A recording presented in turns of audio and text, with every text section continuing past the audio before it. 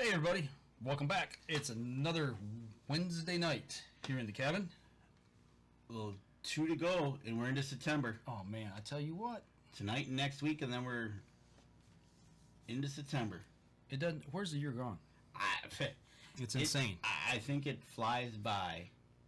It gets worse every year. I know that, right? But I think it just shows you how when you're busy, and plus when we're doing this, we're doing show number 658. It's been a few, yeah. Right? We've done 2 or 3, I think, so. we have. There's Tammy. Tammy's in the house. Tammy is in the cabin tonight. So now we're gonna time me to see how long it takes me to get my share out, because Facebook did yet another update For your benefit, just so you know. Yeah, right. Not to mention the fact that they took away the edit button on posts. Have you heard about that? No. Oh, that's a big to-do right now on Facebook. Everybody's ticked off because you make a post, if you got to make like a spelling correction, you can't do it. No way. It depends on certain posts. They'll let you, and certain ones they won't. It's a mess. Are you serious? Yeah, it's crazy. Great. It is crazy. How many times have we always gone back and a lot? Absolutely. It's nuts. So let's see. Actually, it's not too bad. I'm just about where I am usually with this. Although there's a bunch of stuff popping up now. Right. It wants to change some stuff. There's Mark Coleman. Hope you're feeling better, bud. Hope you and your wife are taking care, and Absolutely. I'm pretty sure you'll be able to keep up with us all. Good show on tap for tonight, that's for sure. Okay. I tell you what, it looked like it was raining to the north of you. I talked to Nancy, and yes, it is. Okay. It was pouring. All right. They can stay up there. That's good. Well, actually, you know what? I'm not going to post. I'll post this later because I want to get going tonight. Right. Exactly. All right. So, let me get this rolling over here. Hopefully everybody's had a good week. Hopefully everybody's getting ready for the upcoming goose season. Goose season. We got the youth hunt on tap. We've got the Liberty hunt. We've got lots of good stuff. Lots of good stuff. All right, here we go. Stand by in 3, 2, and 1. Welcome back to another episode of the Up North Journal, everybody. Host Mike Adams sitting in the cabin tonight on a pleasant Wednesday evening here in Michigan. We have had a little bit of a stretch that the weather has not been too bad. 80s. Yeah, it's a been little pretty cool nice. in the evening. Nice. It has been pretty nice, and it's just one of those things. Like we were talking about just before we started recording. We're going to be in September real quick. It's going to hit us before you know it. Goose season, youth season, Liberty season, hunt, and then 15th will be small game, right? Yep. So, I tell you, let's get going tonight, and let's help the people who help us. All right, let's do that. First off, Buck Baits. Hey, you got to check them out. It's getting about that time. Order your scents. Go check out their website for 20% off your order. UNJ20 over at buckbaits.com. And if you cut your way through the woods and you want 15% off your order, easycutproducts.com. Use the promo code UNJ15 off over there. It's not too late to get your Packerbacks. Get a hold of Lincoln and get $25 off your order with UNJ25 over at Packerbacks.com. The Island Armory, if you're keeping up with them on Facebook, they are getting new inventory every day, it seems. So go check out the islandarmory.com. Use the promo code UNJ10. You'll get 10% off your order when you check out. Goose season. No better time to get a goose call or another one. And if you use the code UNJ10 over at JPO Game Calls, you'll get 10% off your order. Last but not least, Deer Camp Coffee. We're drinking our blend tonight. Yes, we are. We're drinking the UNJ blend. And I tell you what, you go to deercampcoffee.com, you use the promo code UNJ10, you get 10% off your order. And why don't you get a bag of our stuff? The Up North Journal Medium Roast. That's right. And we don't have a slide for them yet, but we'll have these up. Miller Deer Tracking was on the show last week. He is graciously offering 20% off your next deer tracking if you give him a call, if you use the promo code UNJ20. And a couple weeks ago, we had Zion on, and they are offering us 10% off at SouthernIndianaBaitCo.com. promo code UNJ10. Look for those slides to be introduced, and we'll have them on the website. There you go. And where are we going tonight? We are going all the way up to Newberry, where it is a balmy 70 degrees, sunny.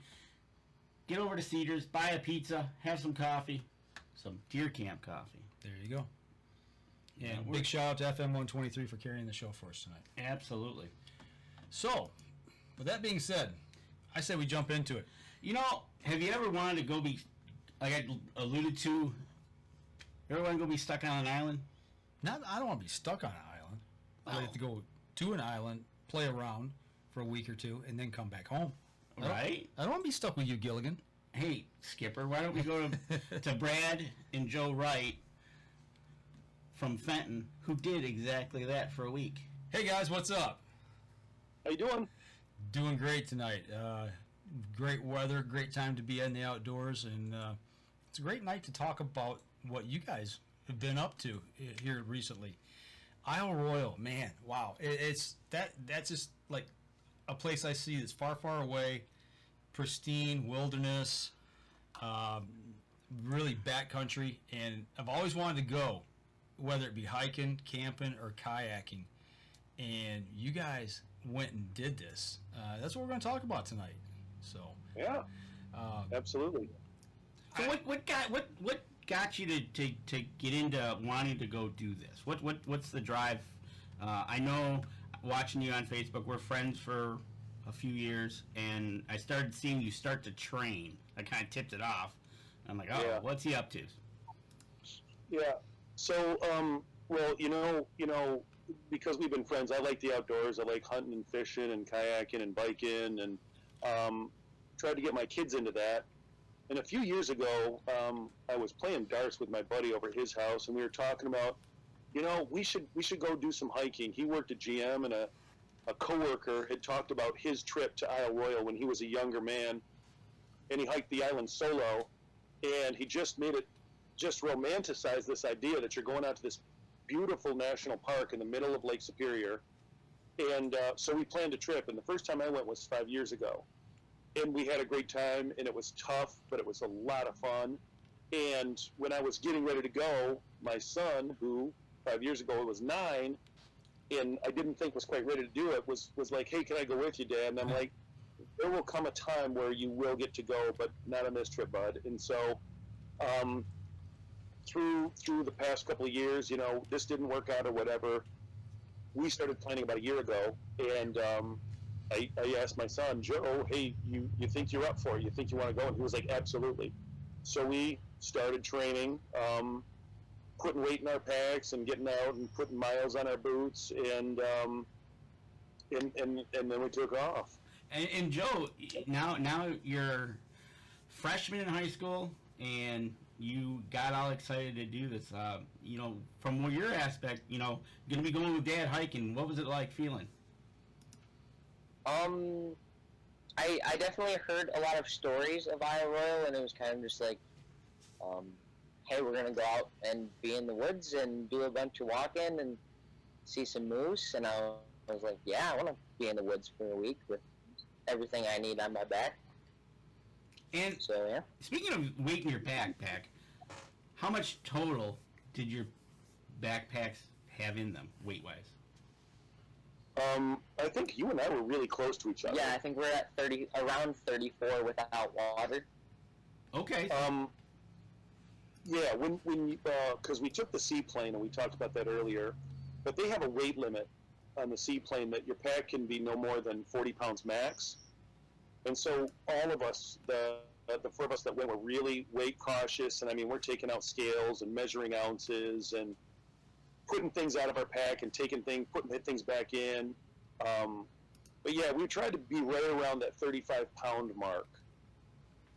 So each of you having 35 pounds, there's 4 of you. You're heading off to Isle Royale. And when you started training, how was those first couple of days of just getting that weight into your backpack and you know, training over at the park and whatnot on the trails? What was that? Could you start to see the difference as you started to get into the training? Oh yeah. Joe had some back pain from an injury in track, from last year. And so I was like, we got to get out there. We got to put some weight on, and we got to see if you're going to be okay, because we don't want to get out on that island and have there be a problem. So we started off kind of easy. Hey, let's go out and just do a couple of miles. Okay, let's put a little more weight on it. Let's try to go 2.5. Let's go 3 miles. Let's see if we can go 5 miles today. And when we needed to, we would take them off and take a break like we did on Isle Royale. And I'm like, and we tested out some of our gears. We did that. We went down hiking by the Brighton Recreation Area and went hiking in the rain, made a meal down there, got out our little camp cookers, our little jet boils, and the more we did it, the more excited we were getting, like, yeah, this is going to be real. This is going to happen. Setting up your tent and making sure everything packed back in what you packed out. And absolutely. Because the typical thing we have is, you take it out of the box once and it doesn't go back in the box, but right? It's like, that's what right. the instructions are for. Right. But when you're on Isle Royale, it's a little bit different. Yeah. Because you got no electricity, you got no nothing, right? So you are basically, as you're getting ready to do this, you're making sure your lights that you were using, were they battery operated or were they? Yep, we had headlamps. I've got a headlamp that's got a rechargeable light in it, and Joe's was double AAA batteries. And then I also carry a redundant flashlight in my pocket, which wasn't necessary, but I'm always comfortable having a backup. And so we did have cell phones with us, and we did have portable power banks, because I wanted to be able to take pictures the whole time. We've known from past experience that you can't always make calls or text from the island because cell signal is spotty. But I wanted to be able to have photos everywhere we went, so I did take a battery backup. Okay. So how many? So if you're going to stay there for a week and you want to take unlimited photos, basically, how many battery banks did you take with you? So that's a great question. I have an older iPhone. I've got an iPhone 8, and I took one. I want to say it was a 20,000 battery backup, which I don't think at this point is very big compared to what you can get. And when I wasn't using my phone, it was either off or it was on airplane mode, just to try to conserve battery. And I made it the whole week with battery to spare left in my bank, just trying to be judicious with my phone. Okay. So the key to that is making sure that when you're not using it, that you're taking it in and put it in an airplane mode, so it's not searching, it's not on, shutting it down, powering it back up when you want to take photos. Gotcha. So I gotta imagine you weren't using your phone as a GPS then. We were not using our phone as a GPS. We did have a couple of just like small compasses, button compasses. The fact is that the trails, by and large, are really well marked, and so it's kind of one of those things where it's like, no, we're heading this way, and we don't really need to have a GPS. Now, I did have a buddy who had one of those in-reach emergency, because if something goes bad and you really need help, that's the only way you're going to get it is through like a satellite type deal. Okay. So that was a little bit of nice insurance to have, knowing if something went horribly wrong, we could get some help. So when you're there, seaplane drops you off, ferry drops you off, they say, bye, they're gone. And you say, okay, we've got our trip scheduled that we're going to come back. Let's say day 7, we fly back out. The following Sunday, we get dropped off on a Monday. We're going to come back Sunday. We're going to fly home or ferry back home to the mainland. Is that pretty much set in stone? There's really no way to get out unless, like you said, you've got a beacon, a location beacon? Right. And so, okay, so I'm a teacher, and I didn't have to worry about a work schedule. The two other guys that we went with, John and Mark, are both fully employed full-time, and so they had to get back for a work schedule. Okay. So the seaplane, I'm trying to think of that schedule that it keeps, but it flies in and out pretty regular, and I think the problem, of course, is like it's a small plane and it's usually full. Gotcha. So there have been times, I think, where it's like, okay, the plane seats 6, but we've only got 5 going on this trip. We can take one other person back with us, and then you might have your party split up. Um, and and there's usually always seats on the ferry if you don't mind taking a little bit more time to get back. The Ranger is a really, really, really big ferry that can accommodate a lot of people. And so if something were to go wrong and you didn't make your schedule, there are ways to sort of like adjust and still get back. Okay, that makes sense. So You're not isolated. You're there. not. Yeah, you're not. You don't have to. It's like, well, I broke my leg. I'm kind of hosed now. I got to stay here for now. 5 more Right. days. Yeah. No. So with the training that you were doing, how did Joe's back?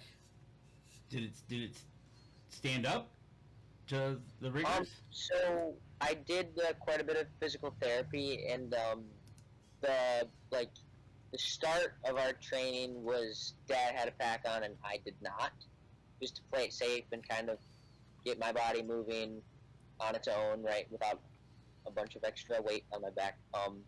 But physical therapy did wonders, and I started putting my pack on and putting more weight in my pack, and just more weight and more miles, and got back to normal. So yeah. That's awesome. That's one thing. I do have to admit, physical therapy is a wonderful thing. It's awesome. Okay. Well, I was going to ask you talked about the pack, you talked about training.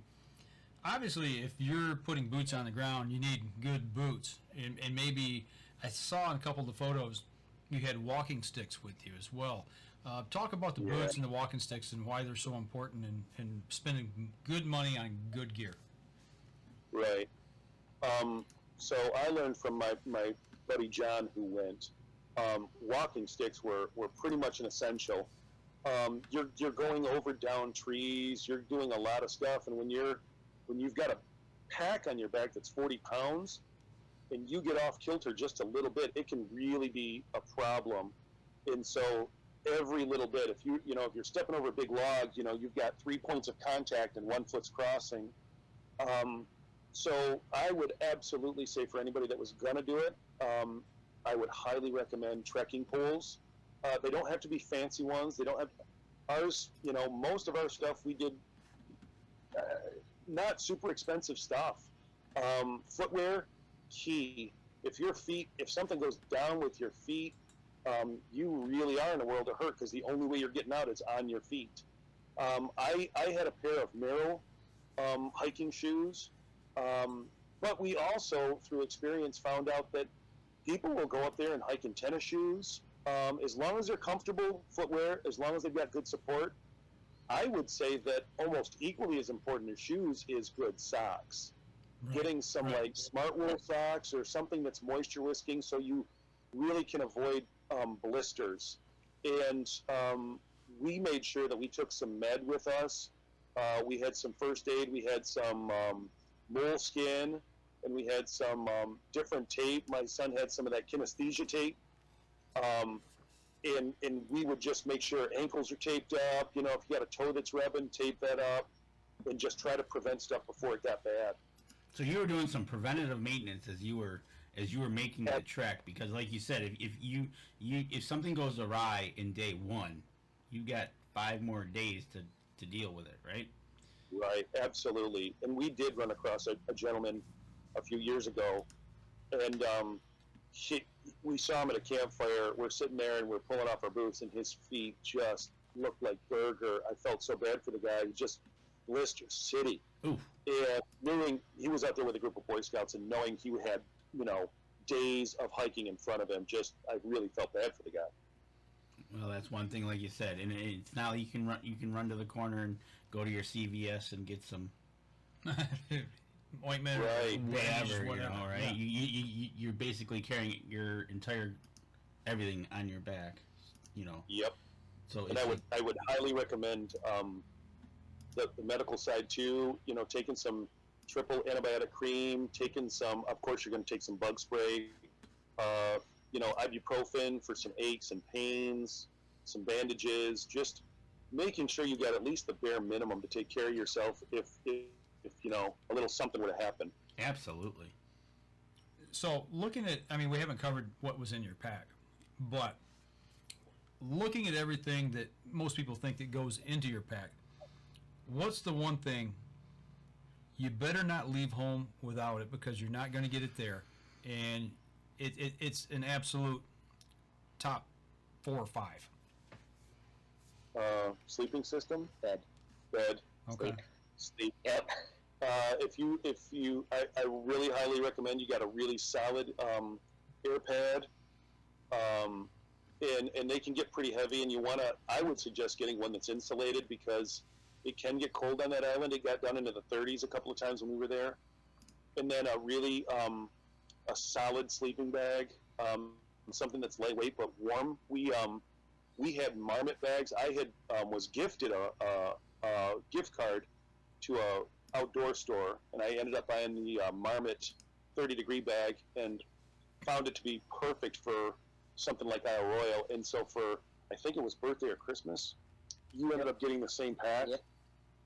And because if you can't recover and have a halfway decent night's sleep, and I never sleep great in a tent or on the ground, but it could be a lot worse. So I would say definitely a good solid sleep system and a good pillow.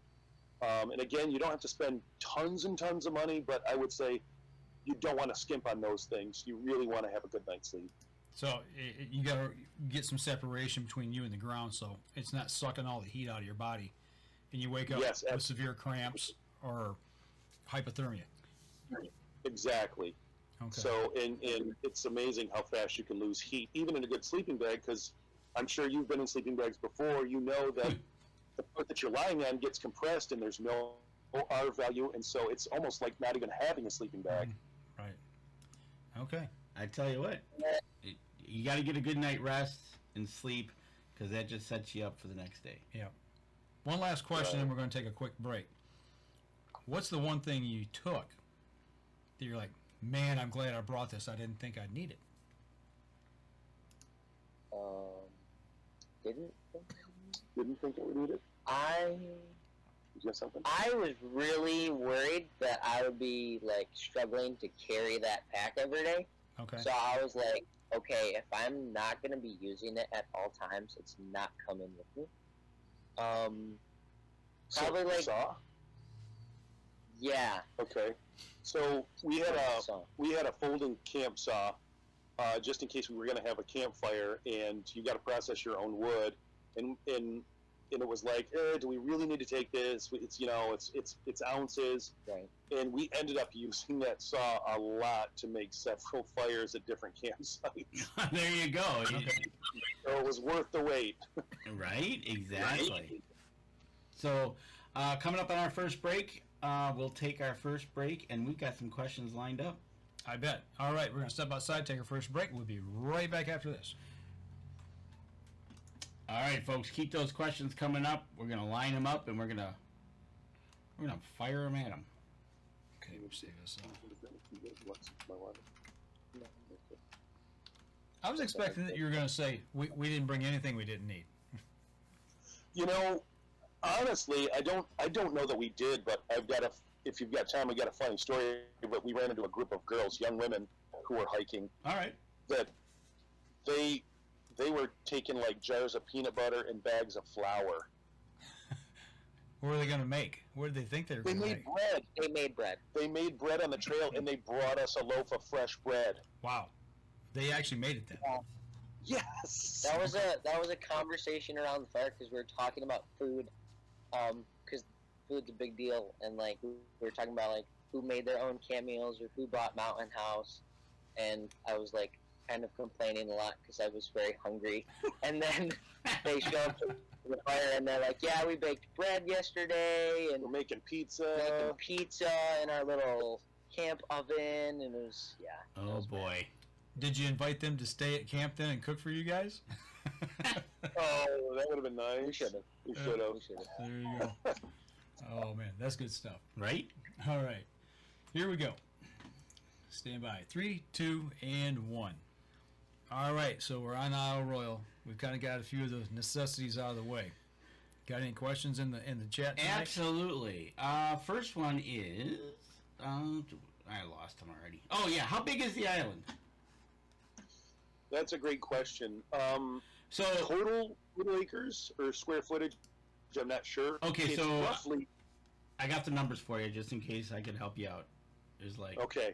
So the length of the island is 45.98 miles. Yeah. And the maximum width of the island is 8.699. And the total square area is 206 square miles. That's pretty big. That is It's a pretty good sized island. And I do believe the moose got there through the ice, through going over the ice. The ice right? bridge. You got Is that Yes. okay? Mhm. That was another Yeah. question, along with the wolves. right? Well, that's the other thing. What else is out there besides the moose that you took a picture of? What else did you see, animal-wise? Fox, Fox. bald eagle. We saw sea otters. Yeah. Um, Big sea otter. saw some big sea otters. We didn't see any wolves, and we didn't hear any. One thing that's important to note for anybody who's thinking about doing it is there are no deer on Isle Royale, so you don't have to worry about deer ticks. Wow, I wouldn't have thought that.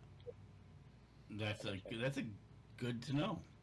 Huh. Yeah, and there's no bear. We ran into a young lady one time who was wearing bear bells, and we were like, "What? Why are you wearing those?" And she didn't realize there were no bear on the island.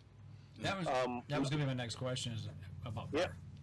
There's no bear on the island, and we found out from a couple that have been running the moose study on the island that there are no porcupines or skunk on the island as well. Really? Okay. Interesting. Wow. So she said if you smell something that smells like a skunk, she's like, that's a fox, because they have a very musky odor. Mm-hmm. Right. Wow. Now, did you do any fishing while you were out there? As a matter of fact, we did take along a fishing pole. We took along a fly rod, and Joe did some fly fishing and didn't catch anything. The last time I was on the island 5 years ago, we did manage to hook into a trout. But there is great fishing on the island. We were watching a gentleman fish off of a dock when we were by Daisy Farms, and he pulled out a lake trout that was 34, 36 inches long. Yeah. It was a monster fish, and just everybody there was just like, oh my gosh. So I gotta assume as well, fishing wise, you gotta have a fishing license because it's still the state of Michigan, right? Correct, yes. And you actually need to purchase a camp permit. So when you're out on the trail, and if you happen to get a shelter, they give you a little plastic sleeve or whatever, and you tag your shelter to let somebody know that you did in fact, buy a permit to be, because it is a national park. It's not a state park, it's a national park. Right. So what are a couple of the other little things that you need to be aware of before you go, like, buying the permit, how far ahead planning travel? Is there any other permits that you need? Other than the one park permit, I don't think that's the only one you need. You need to plan your food and ration your food well. Weather it's Michigan weather, so we had beautiful weather. My buddy John went up there and they got lambasted with like the worst thunderstorms and hail and all sorts of stuff. So you need to be ready for that as well. So you got to make sure you got rain gear with you. Obviously, you want to take some bug spray. I learned about Picardin, which is like a lotion bug spray that doesn't contain DEET. Okay. So you didn't have that smell on you the whole time, and it didn't affect all your gear. Lifesavers. When you are walking and it's just like nothing but canopy and it's like the same thing over and over again, lifesavers were absolutely essential. That boost of sugar just brightened your mood, and I would absolutely recommend a little pocket candy for anybody. So lifesavers. What's your favorite flavor? I like the white ones. I like that orange ones. Ah, there we go. Speaking of that, hydration. Were you constantly drinking? Yes. Joe, we each had two. We take Survivor filters because you're going to be pumping your own water. And even though Lake Superior is a pretty clean source of water, I wouldn't drink directly out of it. We were always setting up camp by a lake or on Lake Superior so we could pump fresh water. And then we had, each of us had a liter, 2 liters, bladders that were like a liter apiece that we carried. Our friends had camel packs, which is another great idea.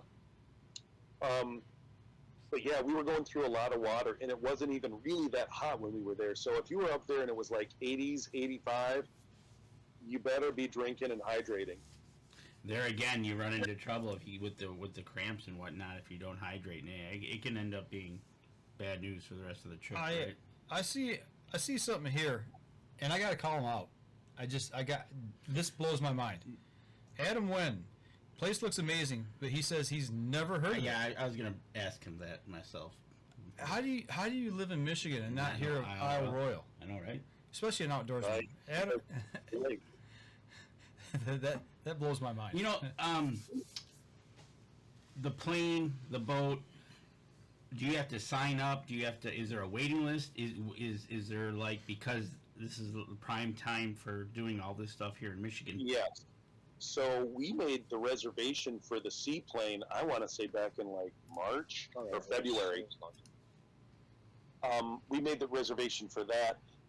The ferry is a little bit easier, again, because it can take more people. That's a little bit easier to book. The seaplane is a little bit more expensive, but if you're considering going and you just want to get there and start hiking, the fastest ferry is 3 hours long, and the slower one, the Ranger, the big one, is 6 hours. So we just wanted, like, let's get up there, let's get on the island, and let's start hiking. Gotcha. Well, now you'd mentioned we kind of tiptoed into the realm of food a little bit. Talk about preparing food, or did you buy food? Was it hydrated? I gotta assume it was hydrated because I saw jet boils in some of your photos. And talk about getting that food with you there and then eating it and how some of the issues around that. Right. So Joe was our food camel. I carried the tent, and I carried some other essentials, and Joe had all of our food, and that was done on purpose because I knew every day his pack would be getting a little bit lighter as we ate. And so mountain house type meals or camp meals, Backpackers Pantry are super popular up on the island because they're easy, they're self-contained, they got a lot of calories, and they're good, but they're expensive. And so for 2 of us, you're talking 3 meals a piece, 6 meals, you're talking about $60 a day in freeze-dried food. And so I started doing some research, and the great thing about the internet is there's always somebody on YouTube that can show you a better, cheaper, faster way of doing it. Mm-hmm. And so I watched a lot of videos of people, and this is how I put my camp meals together. And so we would do like a package of ramen noodles and some beef jerky. Mm. Or we would do some instant mashed potatoes and maybe a gravy packet and a packet of chicken. And to do that, we ended up spending like $3 on meals where, the Mountain House might be 10. I think our favorite meal was Thanksgiving. We made a Thanksgiving dinner, and I took a package of instant stuffing and instant mashed potatoes and a packet of chicken and a gravy packet. And yeah, you got to hydrate everything because, you're carrying water, you're carrying weight, so everything gets dehydrated. But for the most part, I would say our meals were okay. Like, I would eat a lot of those things just as a regular meal around here if I had to get something quick. Does Joe agree on that? What do you think? Yeah, the quality of the food was good. There was not enough quantity. Yep. And if you've ever fed a teenager, there was not enough food. He's 9th grader, man. Come on, he's got a hollow leg, right? 2 hollow legs. I would wake up and I would be having a full breakfast, and everybody else would just be drinking coffee. And then at lunch, some people just had a snack, and I would be eating a full meal. And at dinner, I would also be eating a full meal. and yeah, no, but it was not enough. Okay, along them same lines, Joe, this question's for Joe. Is there something that your dad packed for you guys to eat and you're like, no, I'm not going to eat that? There's that one breakfast. Oh, well, okay, this wasn't Tell like the truth. Tell the truth. this wasn't like a we're gonna pack this and I didn't want to eat it. It was more like I didn't know this was packed and we're gonna eat it. So we had all of our meals and like one of them was like a soup mix, like a dehydrated soup mix that you would like put some water in it and it would become, was it Cheesy potato like soup. yeah, something soup related, right? And I got out breakfast meal one. Okay, well, going back, part of the problem was we didn't label all of them. Oh, no. Uh-oh. So it was kind of like, okay, this looks like breakfast, But it wasn't breakfast. but it wasn't breakfast. So I dumped, the contents of the bag into my cooker, and we put water in it, and not enough because we planned for enough water for a breakfast, not a soup. So it turned out really bad, and I was like super cold the previous night, and I was just like, I really want a nice little warm breakfast, and then it turned out to be really gross. So, Did you eat it?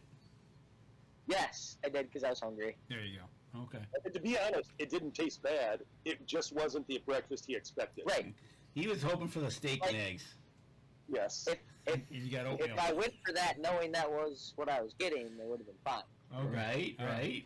That's good. Mind over matter. Well, speaking of making Yep. food, and everything's pretty much dehydrated, you can't carry enough water with you. So obviously you're pumping water, right? Yes. Yes. And how much Yep. water do you need to pump just to have a meal? And then how much water do you pump to take on the trail with you while you're hiking to hydrate? That's a great question. So most of the camp meals that we had required about a cup of water. Okay. And so we would use one of my bags for meals, and so that left me with one bag to drink, and then Joe had both of his bags. Mhm. And so if I ran out, I'd be like, "Hey, can I have a sip of your water?" But usually that wasn't the case. Yeah, we You- always. I don't think we ever rolled into camp like we without. No, but we rolled into camp like a little low a couple of times. But then the first thing we would do once we would come into a camp is pump water. Gotcha. Okay. Was there anything to eat off the island? Was there anything on the island? Fruits, vegetables, or something It's edible. edible? Very, very, very tiny strawberries that were delicious. Oh, you did find some Like, wild We strawberries. found some wild strawberries, yeah, and they were wonderful. And there's actually another friend of mine who went up there said that there's actually a lot of edible plants up on Isle Royale, and he was better at identifying them. Yep. So he felt better about, but I mean, there were dandelion greens and things of that nature. I didn't see any fiddlehead ferns, but I'm not great at identifying all of those things, so we just thought better safe than sorry. There you go. For sure. That's just one of the things. So they got their meals. I guess another thing they should probably say that top of the list is to label things correctly. Labeling's probably very important. Super important, especially if you're making your own. And know your appetite. Right? Bring more food. Number one, bring more food. So you put the man in charge that eats the most. You put him in charge of all the food. That surprises me. It really does. Could have been in trouble on day 2. Right? Why's your pack so light? So did you happen to start cutting it very close towards the end on food? Did you have to ration it out? No. We planned actually to have a little bit extra, and we ended up doubling up dinners the last night because we were like, we're not going to eat. Our last day of hiking from Daisy Farm into Rock Harbor. We're like, we're not going to stop for lunch. We're going into town because there is I call it a town, but there is a restaurant in Rock Harbor. There is a lodge. There is a little camp store that has chips and chocolate bars and popcorn and pretzels. So when you get into Rock Harbor, you're like, we're going to go have a burger and fries because we've been on the trail for so long. So we just decided to double up on our meals that last night. Okay. Well, okay. So, we showed the picture of you making fire, and you alluded to the camp saw, folding saw to make cut wood up. Yes. How did you make fire with just standard provisions, matches or lighter, or did you have some kind of flint napstone, or did you do the bow drill? Do we use a match or a lighter? Well, I think most of them were lighter. One or two of them might have been. Okay. Yeah, we do.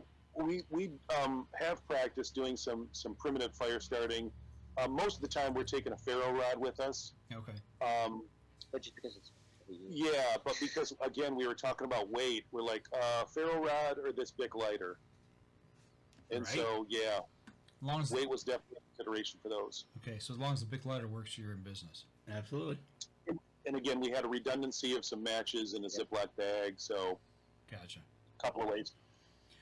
Fires were a couple of times. Fires were big social occasions on the island, especially at McCargo Bay, because that day it rained, and so we started a fire. And a lot of folks came out of the woodwork to dry out their boots, dry out their clothes, and it just turned into kind of a big party, and everybody was talking about where they were from, and so that idea that the fire builds community really is true, especially on Isle Royale. So with that being said, so when you were hiking, how often would you run into somebody then? We ran into people. Honestly, I was pretty surprised at how often we ran into people, because we ran into people every day. I don't think we're on a trail ever. We didn't pass by these people. Right. But yeah, and we saw the same group. We would see like the same people multiple times throughout the hike, because a lot of people were like, you're crisscrossing paths. 5 years ago when I went, there were times where we didn't see anybody. Okay. But this trip, it was beautiful weather and a pretty popular time, and so we saw quite a few people. And you were there in July. I don't know if we've covered that. I know we covered it before the show, but I don't know if we've covered it during the show. Yeah, they were July, first week of July. They were there, and like you said, the weather they had was just almost picture perfect for hiking or kayaking. Because I can see some of the pictures you're showing, Mike, that it was nice and calm. Mm-hmm. But that's kind of good to hear, actually, because that means people are getting out, using our national parks and doing what they're there for. And unfortunately, I got to ask this question: did you find people leaving garbage?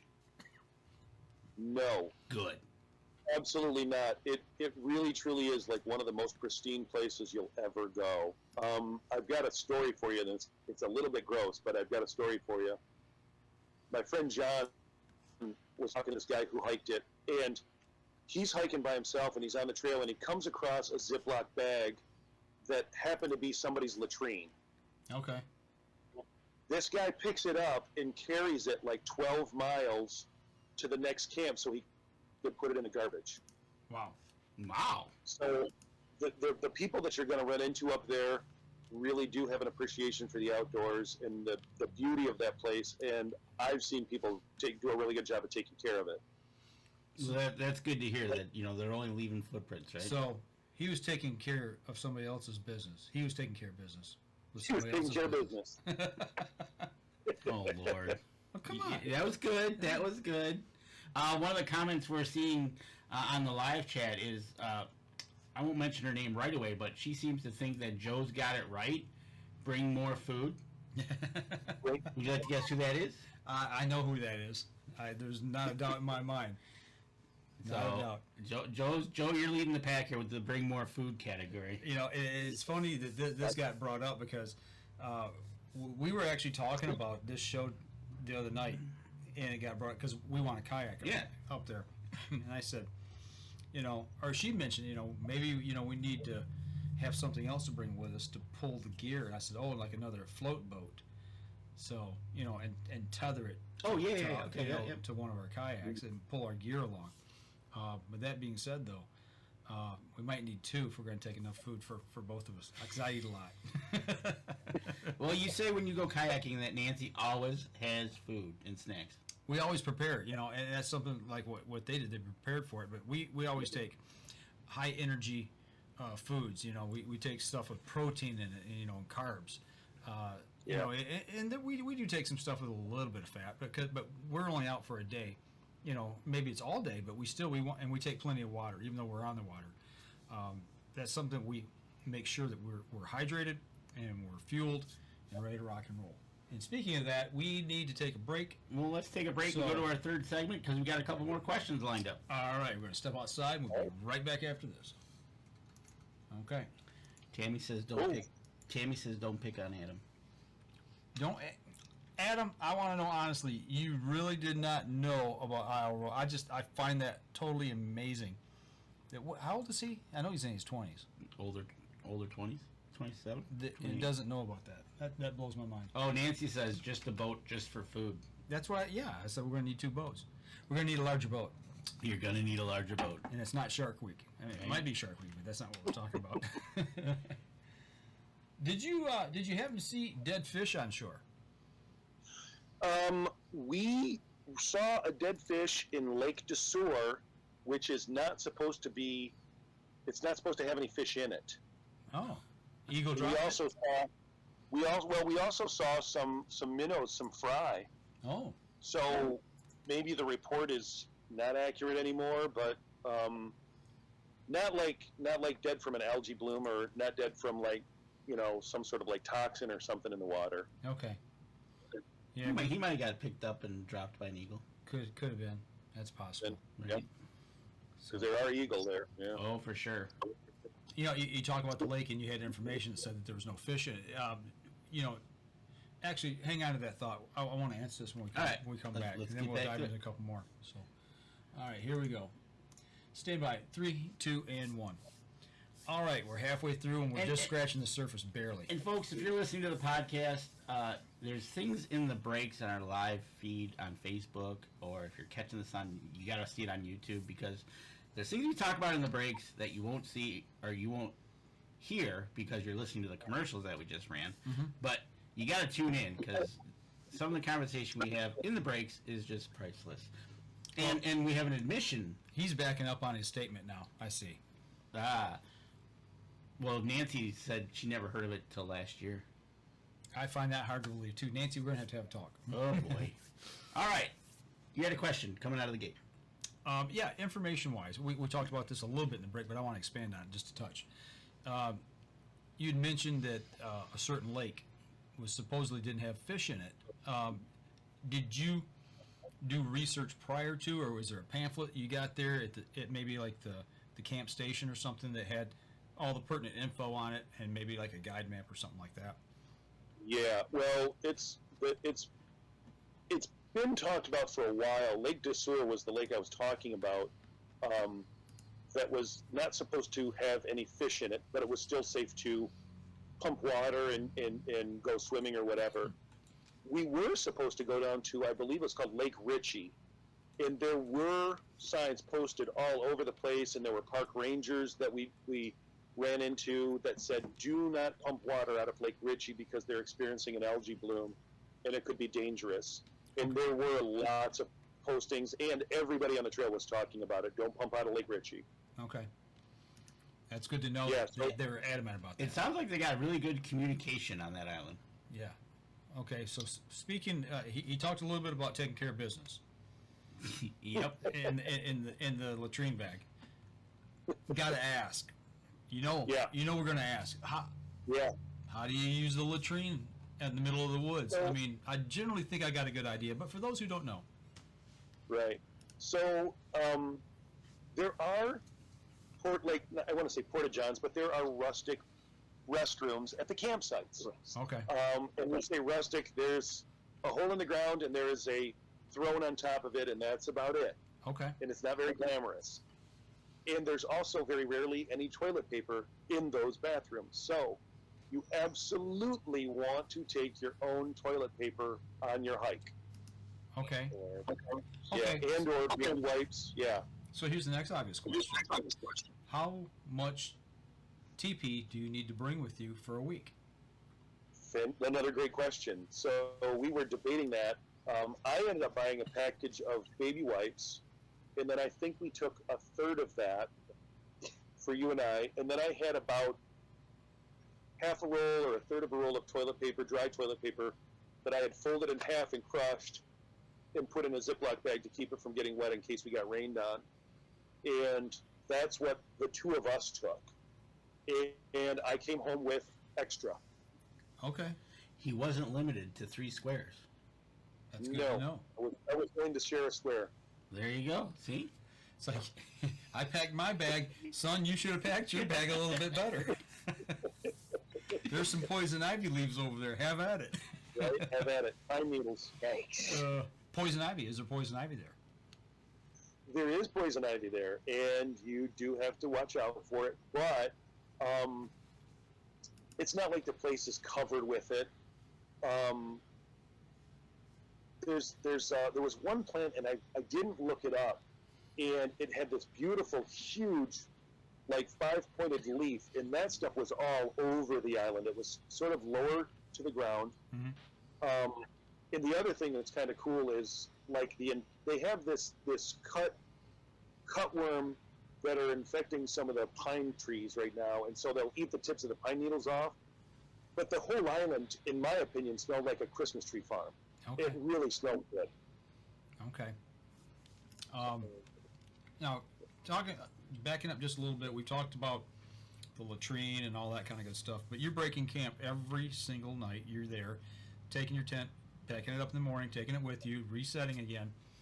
Is there designated spots on that island that you can only pitch a tent, or can you camp anywhere you want? That's a great question. They don't really encourage dispersed camping, which isn't to say that people don't do it, but they really, really want people camping in designated camp spots. And so there are places where you can set up a tent, as you saw, but there are also shelters that are available at practically all of the campsites. The campsites that are on the coast. The inner campsites, like in the middle of the island, are really tents only.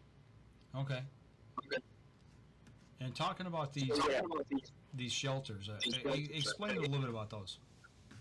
They're a 3-sided wood structure with basically one wall is all screen and a screen door. So you have room if it was really like a bad mosquito season or a bad black fly season. Mm-hmm. You have the ability to get out of the bugs, and you can set your bedroll up on the ground or on the wood floor and lay all of your gear out and not have to worry about being out in a swarm of bugs, which is really nice. They're kept really clean. People do a really nice job of sweeping them out and having them ready for the next user.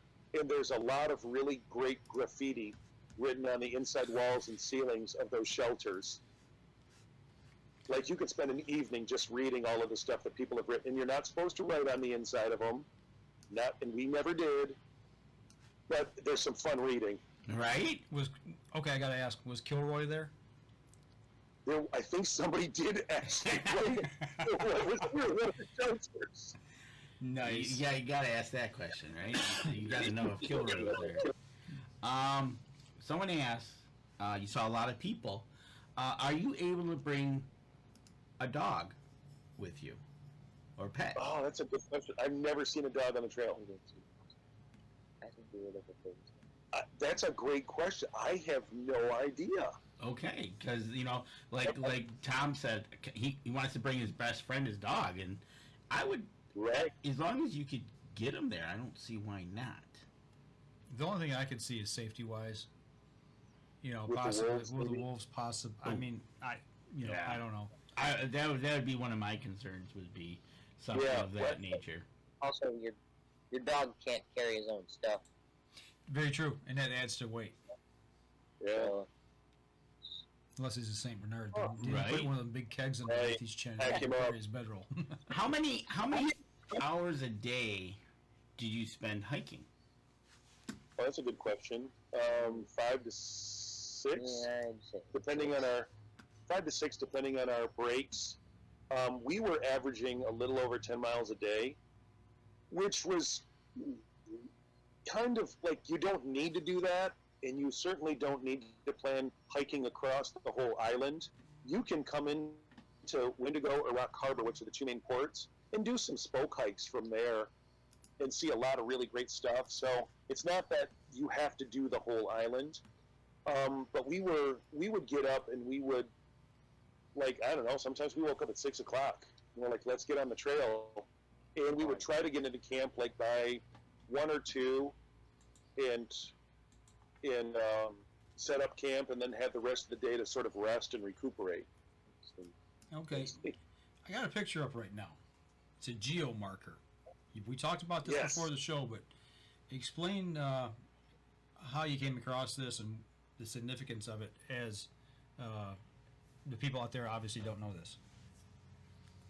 So we had pulled off the side of the trail on some of these large rocks to have some lunch, and we're cooking our meals. We get our cookers out and we're cooking and we're eating, and my son just happens to notice right next to him. He looks down and there's this brass sort of looking thing in the rock, and we're like, what is that? And it was from the Park Service and the Forest Service from like the 30s.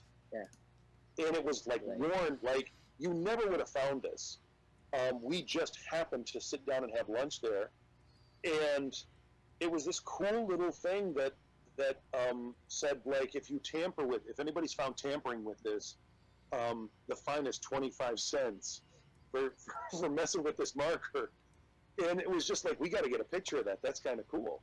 And that was from what, 1937, I believe? I think 37. Yeah, it was Something like that. something. So, with that being said, I think inflation has definitely went up just a little bit. You're going to pay a little bit more for moving that today. Yeah. Oh, it says 1938 on it. 38, okay. Yeah. So, Danny's going to cost you a quarter if you mess with it, so don't touch it. I ain't touching it. That's for sure. That's crazy. That is literally, I mean, to see a survey mark out there, that's one of the last things you'd think that you would bump into out in the middle of nowhere. I mean, I know they survey stuff, but that's pretty cool. Yeah, just by luck. What are some what's another thing that we don't have a picture of that you found there, and it just blew your mind? You think? Oh, shit. Yeah, I don't know if we got any pictures. There are moose sheds all over the place. Oh yeah, I Because just saw a there's- few of those. Yep. There's no porcupine to eat them, and you can't take them, of course. It's a national park, but you'll see moose sheds all over the place. Wow, that's incredible. I A lot of know, people right? pay good money for those things. I mean, that's probably why you Yeah. take them. So that makes sense. Oh, you'd have scavengers right out of the gate, right? Absolutely. And so you've tracked all day, or 5 or 6 hours. You're resting. It's getting dark. When it gets dark, and it does get dark, as soon as you shut your flashlights off, what was like the stars, northern lights maybe? How was that during the night? Unbelievable. Yeah, it was really amazing. It was like forecasted or whatever. We were told that there's a possibility of some northern lights, but we didn't see any. But like just the stars were amazing, and it was super cool because we were going to bed at probably 6 or 7 o'clock every night. So I hadn't seen like a night sky yet, and it was like our 4th day, and I was like, I want to set an alarm and wake up and see the stars, and we did, and we got out of the shelter that we got at like around midnight and just stood around and looked at the sky. It was really, really cool. There's Unbelievable. Like, so little light pollution. You can see the Milky Way. You can see satellites. You guys know, if you get up in northern Michigan away from, big towns, the star watching is so much better. Well, it's unbelievable on Isle Royale. That's truly a what they call a dark zone, Right. A dark location. Oh, for sure. I mean, for miles, right? Absolutely. And speaking of that, you got to admit, how are the bugs? How are the black flies? How are the mosquitoes?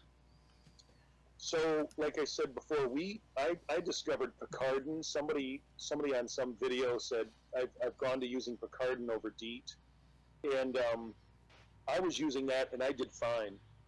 Actually ended up buying Joe a bug suit that he wore a lot of the time, and it was just a mesh suit that went over his shorts and his t-shirt, and that was really helpful too. But honestly, we didn't get into swarms of like black flies and mosquitoes. They were there, but I have been up there where my buddy John and I hiked through some bad swarms, and he got hit bad. Ooh. So that's where the bug suit came in from his experience, and he's like, it doesn't weigh much, and it gives you that protection. But I was fine with the bug spray or the Picardin. Okay. Do you know how to spell that? Picardin, and it comes in kind of a lotion. And the nice thing about it is, unlike DEET, it's not super stinky. Okay. And even after I put it on, because I usually don't put on lotion, but I didn't feel like really oily or anything like that. And you can apply it right to your skin? Yep, a little dab. It's almost like sunblock. Okay, Danny's calling that up here. I'm looking for a good picture of it. Yeah, if you can find it, pull it up and I'll throw it up on the screen. Looking back at this thing and planning ahead, is there anything that you wanted to take with you, and maybe you checked a website or the Forest Service or something, they said, you cannot take this? I mean, is there a list of things that you cannot bring on the island? Not that I know of. We ran into people that were carrying firearms for just in case they ran into had a wolf encounter. Okay.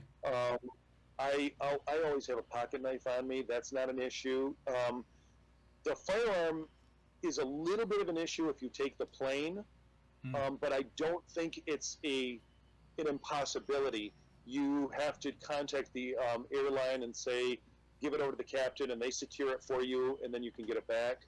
Okay. Because we took the plane, we couldn't take the isobutane packs for our cookers. We had to buy them there. But if you take the boat, it's not an issue. Yeah, but I don't think there was anything they said you couldn't take. Okay. You talk about the butane cartridges.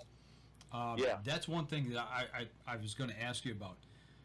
As far as you cooking your meals, I know typically, the Jet Boil brand, you can take and boil I think it's a liter or a half liter of water in that, and it takes I think like 60 seconds.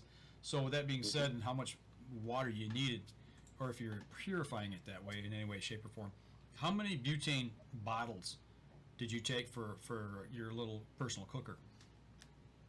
We took one that I used for the both of us, that I cooked. I boiled water for both of our meals, and I had leftover. Okay. And not only that, but when we came into Wendigo, outside the little store there were a couple of milk crates that people had left, like unused containers of fuel. So if you wanted to grab an extra, they were free. You could just grab one if you wanted to carry the weight, just as in case you ran out. Okay. Yeah, So because you can't take it say back with you either. Right. So, And the smaller size, like not the giant ones. yeah, that it wasn't really huge. It was the kind of the standard Coleman size that you might find at Walmart. Oh, like a bottle, No, not even. No. This was like the little ones, 2 or 3 inches tall and maybe 4 inches around. Exactly. Gotcha. Okay. There you go.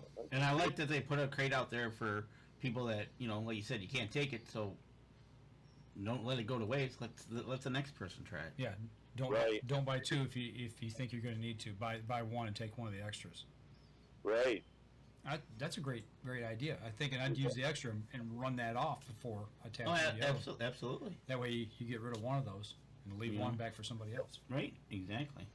So, coming up on our break. Yeah, we're running a little bit long here, so. All right, last break coming up, folks. Got any questions? Get them in, and we'll be right back after this. Okay. I might have an outdoor light we could pop on if it helps. I know it's getting dark out here. Actually, we're okay, I think. Okay. Okay. As long as we don't talk to them. I don't know. You may be getting eaten by mosquitoes now. I don't know. Oh, we're doing okay, I think.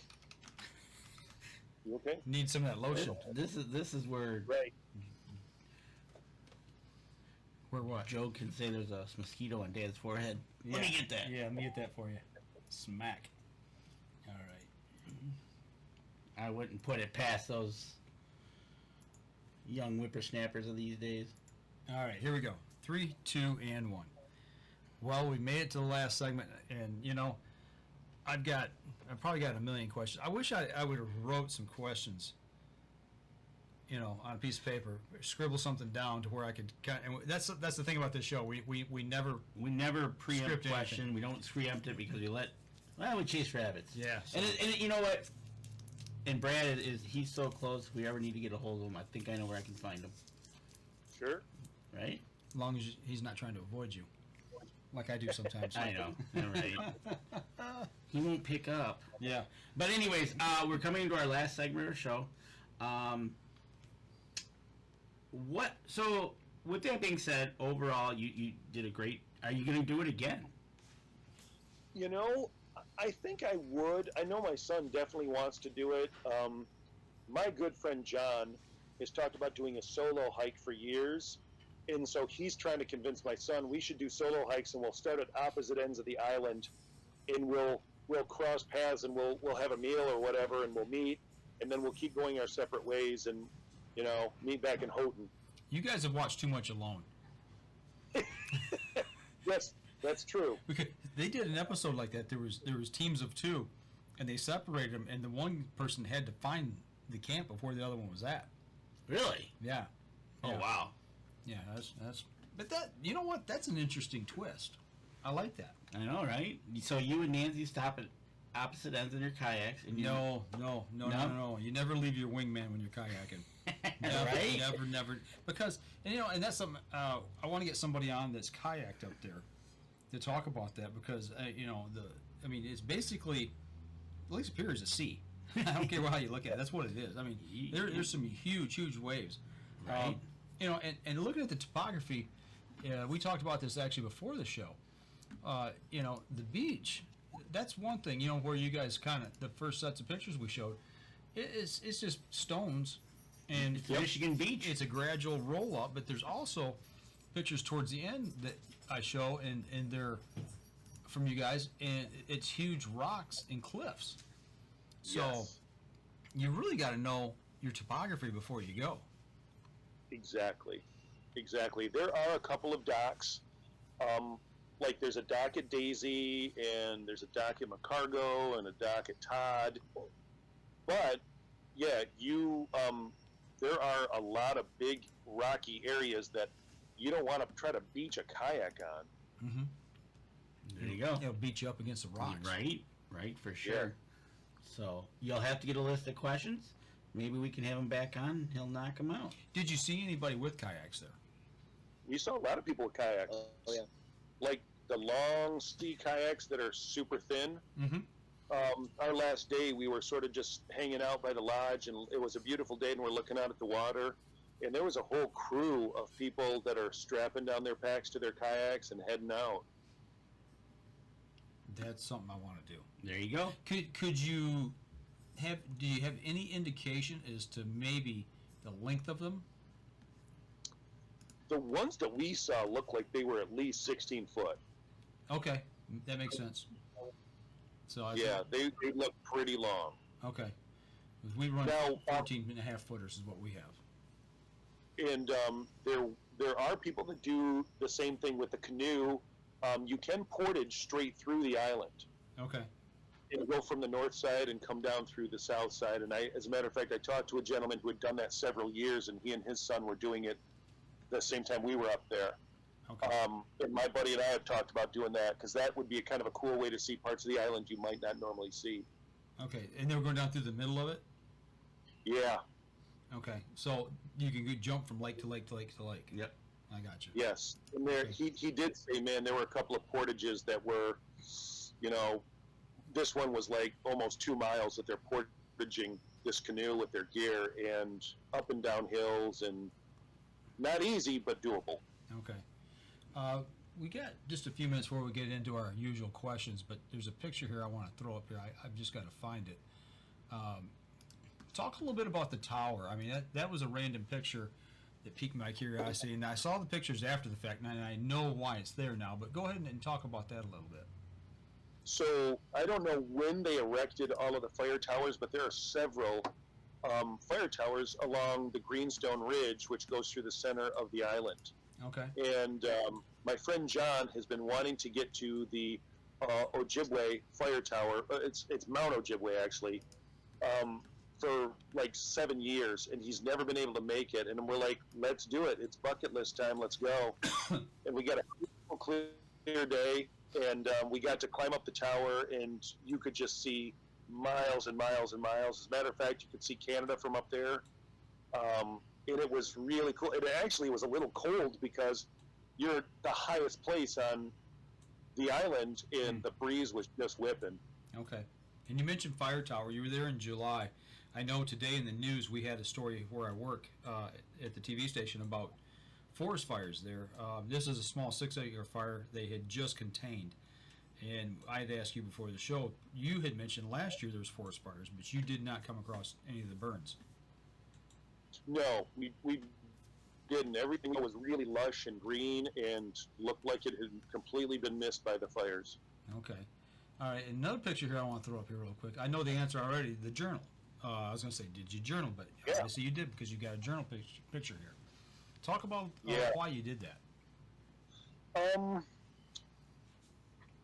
Partly, I wanted to do it for myself so that years from now, and there's the light, years from now, we could go back and talk about what did we do on this day, and oh, do you remember that, and just try to capture that. I've actually started journaling just myself personally every day, but I do it on the computer. Okay. And so I bought a little kind of like a field notes kind of thing that was waterproof. And it's not easy because you get back into camp and you're tired, and it's like, nope, I got to sit down and I got to talk about what we saw today and what we did, and who we ran into, and I'm glad I glad I did that. Just like I said, so that years from now, maybe my grandkids will see it, or we'll tell them stories about the time that their dad and their grandpa went up and hiked all the way across Isle Royale. There you go. So when you say hiked all the way across, how many miles did you put on? So we ended up over the course of a 6-day hike, right around 65 miles. If you're just looking at the map, we did some major elevation changes as well, because there are two really quite tall ridges, the Greenstone and the Menong Trail. And so we went one day from the northern coast of the island, up the Menong Trail, down the Menong Trail, through the valley, up the Greenstone, and down the Greenstone to get to Daisy. And that was a really challenging day because the elevation, especially when you're wearing a pack, just, puts it to you. Now, I just lost train of thought what I was going to ask. Doggone it. We're showing a picture of the map right now. Did you kayak, or not kayak, did you hike from Wendigo to the opposite end and then leave from that point? Yeah, so we got dropped off at Wendigo, and we kind of did a crescent moon shape down to Feldman, did the Feldman Loop, because we heard that there was a lot of great moose watching that way. And then from there, we went over to Siskiwit, Siskiwit Bay. And then we went up sort of to the middle to Dessur. And then from Dessur, we went up to Todd Harbor. From Todd, we went over to Macargo. From Macargo, we went down to Daisy, and then we went from Daisy to Rock Harbor. Okay. Now, before we start asking our usual questions, if somebody were to do this, and you say, you've got to go here and see this, and is there anything you wanted to see and you go, man, I wish we'd have got to that you didn't see? Oh, that's a good one. What was There was a Mosky Basin. Yeah. We were initially going to do a little hook down on the south end of the island at a place called Mosky Basin, but in order to do that, it was like a one-way in, one-way out, and because the only great place to pump water would have been Lake Ritchie. We just decided not to do it because of the algae bloom. Okay. So that was one thing on our trip that we didn't end up doing. Okay. What was the little day hike that we did with that? Oh yeah, we went out to Scoville Point. Yeah, that was, At the very eastern end of the island. You can hike out to Scoville Point, which is basically the easternmost tip of the island. And there's a really cool little cabin there, like this little artisan cabin that I guess you can apply. You can apply to go stay there and just sort of like be a hermit and do your thing, write your book or do your paintings, and that's a really cool place to go see, and that takes about 3 miles out there. yeah, I think it's more like 4. Okay, But yeah, definitely worth it. Super cool. The Mount Ojibwe Fire Tower was super great. I think our favorite camp was Macargo because it was just such a social thing. People came out of their tents and we all got to hang out at the campfire together. But the whole place is really great. Definitely recommend it for people. Absolutely, and of course, you always tell people do it sooner than later. Do it when your knees are good, your ankles are good, when your back is good. But honestly, we saw people out there. We ran into a group of young women who were there. They were there for 2 weeks, and the oldest was 20, and I think the youngest was about Joe's age, about 14. And we were talking about pack weight and things like that. And they had asked us, "Hey, what do your packs weigh?" And we said, "I don't know, 30, 37 pounds, or whatever." And they said, "Whoa." And we were like, yeah, that's a lot of weight. And they're like, "Our packs are 60 pounds. And we were like, joking? Wow. And they were carrying around so much stuff. And they weren't these big, beefy girls. They were just regular run-of-the-mill people. But they were happy, and they were carrying around twice the weight. So I would tell people, go do it at least one time. You can do it, but it's so beautiful, and get out there and do it, experience it. Absolutely. Well, I got a question I'm going to ask, and I'm going to let this kind of lead into the questions that Danny's going to ask you. All except one he's going to give me. He doesn't. We talked about that before the show, or maybe in the break. I can't remember. But anyway, and I'll save that for the appropriate time. But what is next on your bucket list? Appalachian Trail, or have you done that? No, when we were talking about it, I don't know if you're familiar with the store in Fenton called Red Fox. They were an outfitter. Yeah. Mm-hmm. They had a lecture series, and a gentleman came in and did a talk on the Porcupine Mountains and how great it was. And again, that's here in Michigan. It's in, quote unquote in our backyard, even though it's 10 hours away or something like that. Yep. So we talked about doing the Porkies as well, but yeah, the Appalachian Trail is definitely something that we want to. I don't know if we want to tackle the entire thing, but certainly to do chunks of it and say, we did a little bit of that. But you get on the AT and then you're dealing with like all sorts of different animals that we didn't have to worry about in Michigan, like copperheads and bears and all sorts of stuff. But Sure. That's the other thing is like you feel relatively safe on Isle Royale, even though there are wolves. Mm-hmm. They have such an abundant food supply with the wolf population that you just don't hear of the wolves bothering people. True. Yeah, you don't hear stories about it. At least not in the media or anything like that. But Right. have you heard of the Great North American Trail that runs from Vermont out to the Dakotas that comes through Michigan? I have heard of it. I haven't done enough studying on it to know exactly where it picks up. But yeah, I've heard of that. What's the Pacific? There's a Pacific Coast. yeah. There's a Pacific Coast Trail or a Pacific Crescent Trail or something like that. And of course, once you get into hiking, you hear about the John Muir Trail out west. All of them sound like really great places. We've gotten to be out in Montana and see how beautiful that state is. But again, there's like getting out there with all your gear, and I'm kind of the kind of person that's like, there's so much to explore in Michigan. I'd like to see all of this state, first before I decide I want to go, hundreds of miles someplace else. Sure. Exactly. Like you just said, to get over there to the west side of the UP from here, it's a good 10-hour trip. Or to Crystal Falls, where I'm at, is 8 or 7. But that 8 hours, you can be in Nashville. But yet, Yeah. But like you said, Right. there's so much in this state. Whether you're in the UP or you're in the lower, it's amazing. Well, one more question here for Joe. Did your buddies, when you told them, hey, this is what I'm going to do, did they say before or after you got back and you told the stories? You're crazy, man. There's no way I'd do that. I'd rather sit home and play on my Xbox. Most, I have one really good friend who's very similar to me in the liking the outdoors and hunting and hiking and stuff like that. And he doesn't do as much hiking. And when I told him about that, he was just like super jealous. He was like, "Oh, I want to go be in the woods for a week. Like, lucky." Right. So I did have some other friends that I told, and they were like, "Yeah, there's no way I could do that." Like, You can do it if you they put didn't your even mind to it. like That's right. think about the possibility of that happening. But yeah, Yeah, as young as you are now, I think as you get older, this trip, you're going to look back at it at some point, and you're going to really realize just how monumental of a trip that is. I mean, because I'm almost 57, and that's been on my bucket list for quite a while.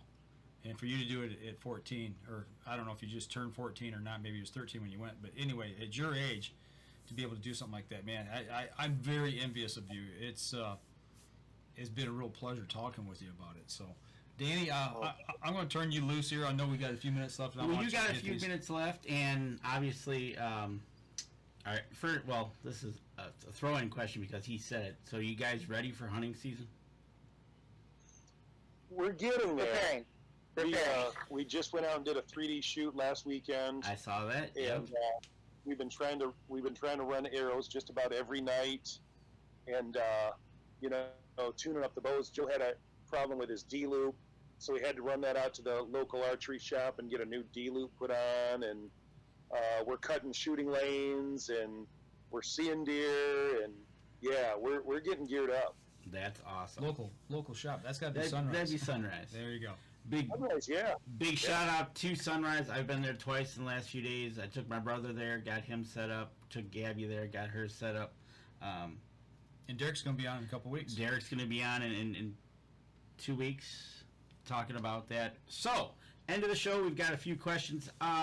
You drove up to where you were going to go from there to Isle Royale, correct? correct. So, you were driving. Yes. Somebody was driving. What were you guys listening to on the radio? Def Leppard. Def Leppard. Yes. You're listening from Def Leppard. There you go. Joe, you're an 80s rocker, 90s rocker? Yep. Oh yeah. Yep. It's strange. My kids are the same way. 70s, but a little bit 80s. Wow. Mostly 70s. See, now that's so cool because I've always told my kids that my generation had the best music there ever was, and they're just now realizing it. So, Easily. Right?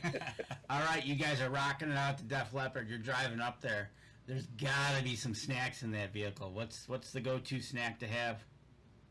I had chili cheese Fritos. We had those garlic meat sticks that Matt or Oh, Mark brought. yeah, those were really good. Yeah. Meat sticks Had and some Fritos. meat sticks and Fritos. Nice. And a Sprite. Yeah, at every stop. All right, I'm gonna turn this last question. well, you'll have one more after. Can I have one more after? Yeah, I I want the meal one. Oh, you want the meal? Okay. Well, ask the meal one now. Okay. All right. So you take Danny and I on an outdoor excursion. We're going to go hiking part of the North American Trail. I've done part of it up in White Cloud. And Okay. you said we're going to camp out, bring your gear with you, and we do our day hike. And you said, don't worry about the food, guys. I'm going to bring the food. What are you going to prepare for us, your best go-to hiking dried camp food? It's got to be Thanksgiving dinner. You think so? Not the ramen bomb? Okay, it's a tie. Okay. It's a tie. The ramen bomb was good, but the Thanksgiving dinner was also. So, yep, Thanksgiving dinner. You got to explain what's in it. Stuffing, mashed potatoes, gravy. Yep. That I'll never pass up a Thanksgiving dinner, Never. even if it is freeze dried. Here you go.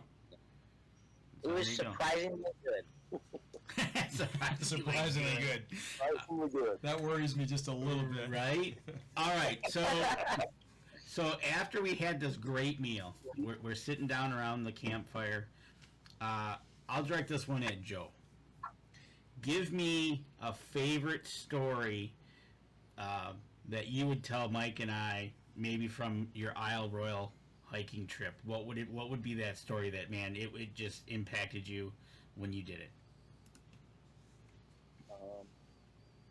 So many.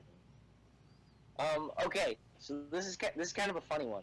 So when we were on the trail, we definitely had some moments where we got a little slap happy, little tired, and just started saying stuff. And I was wearing my bug suit at the time. I was wearing my bug suit, and Dad's friend John goes like, "You could. What if you were a superhero and you were Bug Suit Boy?"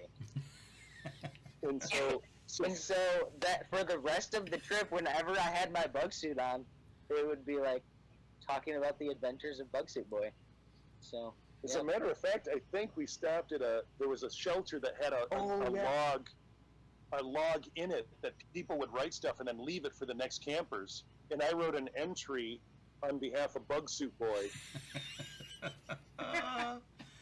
That's good stuff. There you go, and you know what? You're going to remember that for a long time, and you might want to hold on to that thought and kind of write it down, because if you ever see somebody comes out with that, you know where it come from. Yep.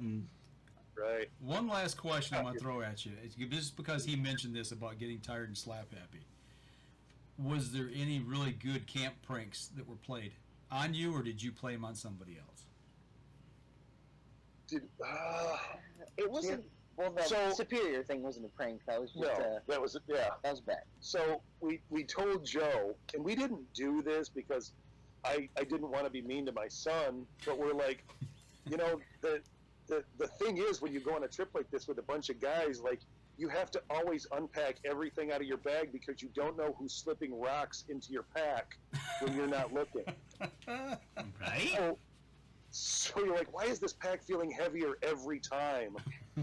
Then you pull out 15 pounds of rocks. There you go.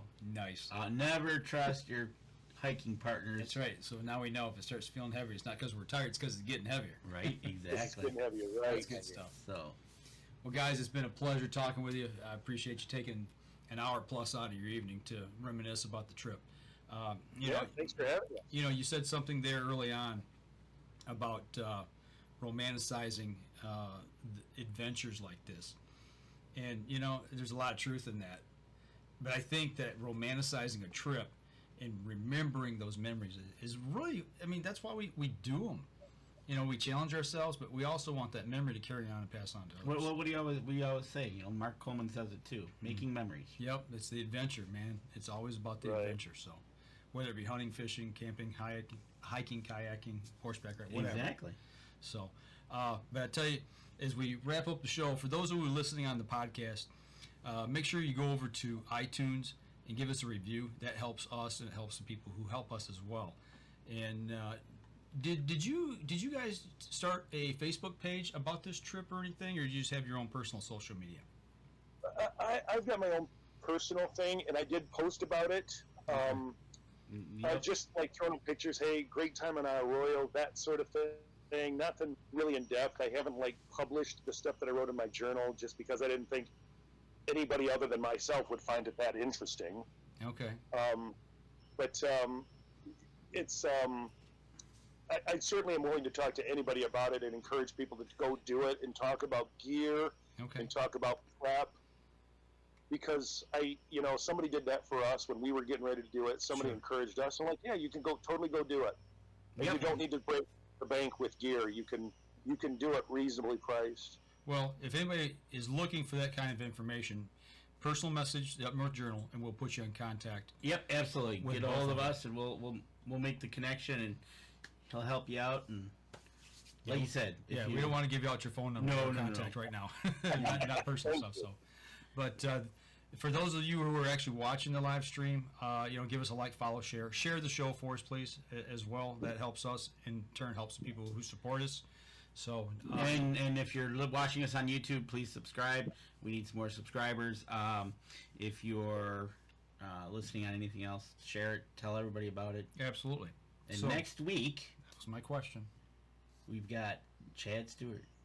That's right. I got to reach out to him. Yes, make you sure do. that we've got that Make sure we got that all 100% set locked up. down. It's going to be a good show. All right. Well, that's going to do it for us this week. Guys, hang on real quick after the show. We'll chat afterwards. But we'll be back again next Wednesday night, 7:30, as long as we don't get some of those bad storms and the creeks don't rise. Right. So, There you go. all right, folks.